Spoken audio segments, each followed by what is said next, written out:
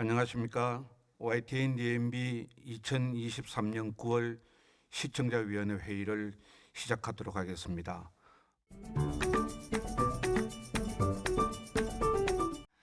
프로그램의 구성을 보면 전반부에서는 여러 급발진 사고 관련 소송에서 발생한 운전자의 과실 유무 다툼, 전자기록 장치의 기록 정확성 논쟁 등을 주로 다루다가 후반부에서 논의의 주제를 제조사의 안전 소홀 책임에 대한 것으로 돌리는데요.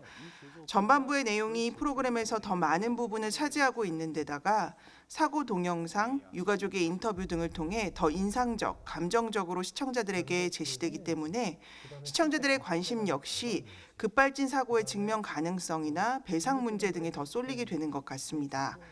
즉 이러한 내용 구성은 소모적인 논쟁을 그만두고 자동차의 안전성을 높이기 위한 방안을 논의해야 한다는 프로그램의 취지와 잘 맞아떨어지지는 않는 것으로 보입니다.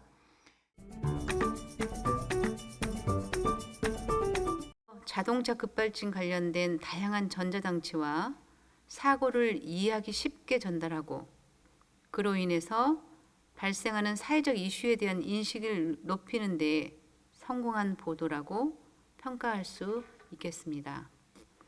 다만 영상에서는 연구위원 또 피해자 담당 변호사 등의 인터뷰를 중심으로 내용을 전달하였으며 의심사고 건수나 통계 자료가 포함되어 있습니다.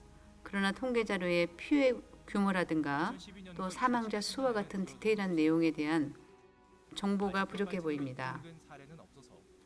더 명확한 사회적 문제 인식을 제공하기 위해서 통계 자료는 디테일한 정보와 함께 제공되어야 하며 그에 대한 자세한 설명이 필요합니다.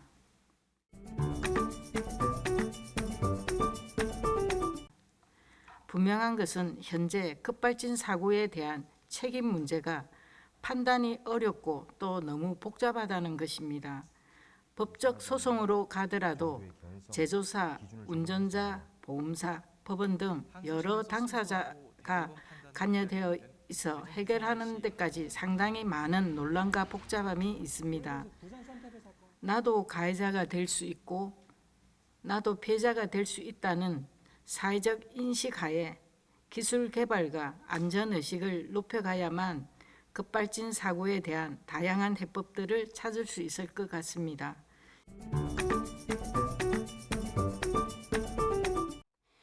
탐사 프로그램 문제 제기에 공감대를 넓히고자 활용하는 피해자나 사건 사고 관련자의 당사자 인터뷰나 주변 스케치를 활용하는 등의 프로그램 구성은 전체적인 맥락에서는 이해가 되지만 이런 감성적 소구가 프로그램 도입부를 결정하는 다소 도식적이고 편의적인 프로그램 구성 방식으로 머물러서는 안 될 것입니다.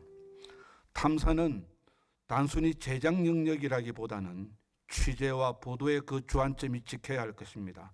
특히 자동차 급발진을 다룬 이번 아이템은 이른바 과학적인 접근이 그 무엇보다 우선적인 취재 방식이어야 함을 잊지 말았으면 합니다.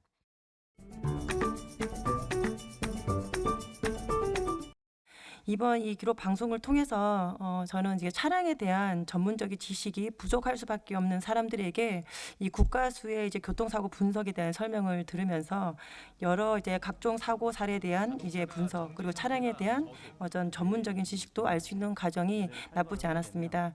물론 전문적인 용어가 좀 어색할 수도 있지만 이러한 부분도 차량을 모는 이 소비자들은 반드시 어느 부분에선 인지하고 알아야 되는 정보가 아니었을까 하는 점에서는 좋은 정보를 제공했다고 생각이 듭니다.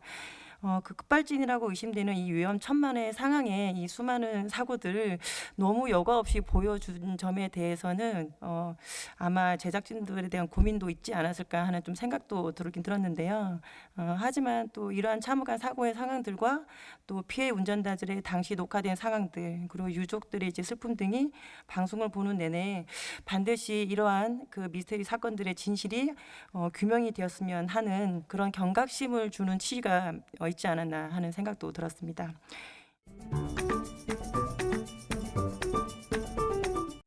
자동차 기술의 발전은 각종 소프트웨어 기술과 AI 기술을 접목시켜 자율주행 차량까지 와 있습니다.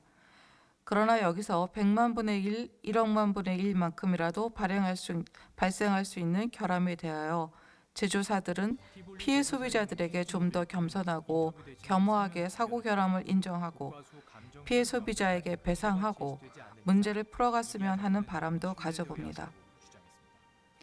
원일 모를 사고에 대한 두려움이 커질수록 기술의 미래는 지연될 것이라 합니다.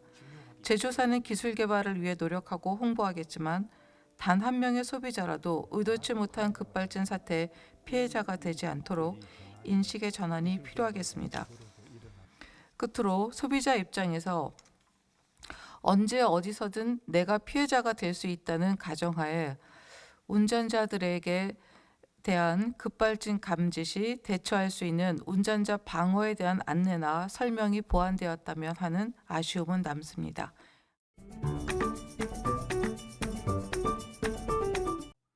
그리고 방송에서 나왔던 부분들 가운데 이제 급발진의 원인을 다뤄주셨던 부분에 관해서 ECU나 뭐 진공 배력 장치 이상이나 전자 제어 스로틀 오작동이나 이런 부분에 대해서 뭐 여러 가지 원인이 많이 있지만 그런 부분을 다루어 주신 부분은 좋았습니다. 그리고 다만 이제 그 자동차 제조사에서 원인 규명이나 그런 자료 제출에 대해서 협조하지 않는 부분은 조금 아쉬웠습니다. 사실 뭐 자동차 제조 회사라고 하더라도 사람이 하는 일이기 때문에 오류가 없는 자동차를 만든다는 것은 불가능하겠지만 원인 규명에 있어서 조금 법적으로 강제할 수 있는 제도가 마련되어야 하지 않나 싶습니다. 방송 중간에도 나왔지만 그 EU 제조물 책임법 개정안에서는 그 자동차 제조사가 증거 제출을 거부할 경우에는 입증 책임을 전환한다라는 그런 부분도 있는데 우리나라 법률에서도 도입이 되면 좋을 것 같고 또는 특별법을 따로 제정해서 자동차 제조회사가 소송 과정에서 증거 제출을 그 의무적으로 할 수 있도록 하는 제도를 만들면 좋을 것 같습니다. 탐사보고서 기록은 급발진에 대해서 많은 케이스들이 단순히 사용자 과실로 인정되기 쉬운 이유를 면밀한 분석과 전문가 인터뷰를 통해서 시청자가 이해하기 쉽도록 전달하고 있다고 생각이 됩니다. 국가수에서의 분석 방식이 EDR을 맹신하기 때문에 발생한다는 점, 소프트웨어 결함에 대한 여부를 조사하지 않고 단순 브레이크의 작동 여부 및 EDR에 대한 기록에 과도할 정도로 의존하기 때문에 전자적인 결함으로 인해 엑셀이 밟힌 것인지 사용자가 실수로 엑셀을 밟은 것인지에 대해서 실질적인 분석이 되고 있지 않다는 한계가 있다는 것이죠. 탐사보고서는 이러한 사례에 대해서 대전지방법원의 판례를 소개하며 국가수에서는 단순 분석으로 기계적 결함이 없다고 판단했음에도 법원에서는 감속이 이루어지지 않아도 브레이크 등이 전멸되는 등 차량의 결함을 의심할 여지가 있다고 판단하여 시청자가 관심 있는 국가수의 판단이 재판에 있어서 결정적으로 인정되는지에 대해서 뒤집힐 가능성이 있다는 점에 대한 정보를 제공했다는 것도 유의미하다고 생각이 됩니다.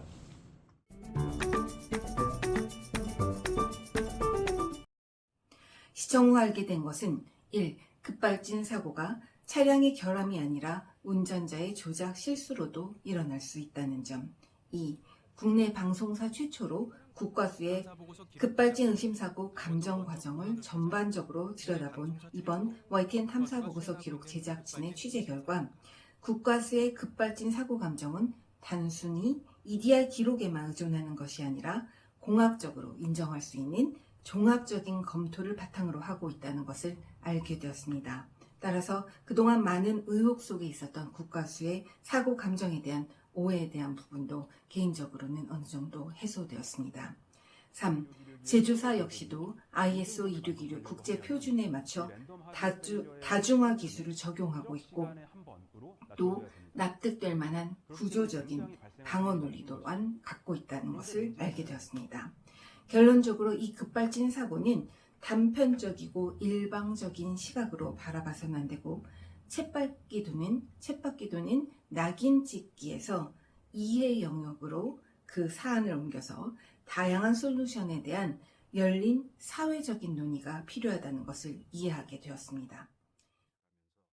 2023년 9월 YTN DMB 시청자위원회를 모두 마치도록 하겠습니다. 감사합니다.